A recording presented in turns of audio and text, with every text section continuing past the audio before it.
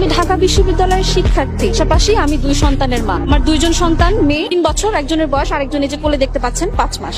থেকে 15 থেকে 20 বছর পরে আমার এই 2জন মেয়ে বলে যে মা, আমি নিজেকে মেয়ে মনে করছি না, আমি একজন ছেলে। তাহলে এই যে এত বছরের কষ্ট করে আমি যে পারলাম, আমি যে মূল্যবোধ গুলো দেওয়ার চেষ্টা করলাম, আমার যে ধর্মীয় শিক্ষাটা আমি দিলাম, এই শিক্ষাটা নিমিষেই কেন ধূলিসাৎ হয়ে যাবে? শিক্ষা ব্যবস্থায় কেন এমন কিছু আসবে যেটা পরিবারতন্ত্র, সমাজতন্ত্র নষ্টের জন্য দায়ী? পাশাপাশি আমার পরিবারের যে একটা সৌন্দর্য, বাবা মা, আমার বাবা মা তাদের একটা দায়িত্ববোধ আছে, মা হিসেবে তার কিছু দায়িত্ব আছে, বাবা হিসেবে তাদের দায়িত্ব আছে। হঠাৎ করে তাদের যে লিঙ্গের যে পরিবর্তন, তারা মনে করলো যে আমার বাবা বললো যে না আমি মেয়ে। এটা কি আপনারা কেউ মেনে নিতে পারবেন কিনা যে আপনার বাবা আপনাকে বললো যে না আমি এখন থেকে তোমার মা, আর তোমার মা হচ্ছে তোমার বাবা? এই ধরনের অসঙ্গতিগুলো আসলে একদমই মেনে নেওয়া যায় না।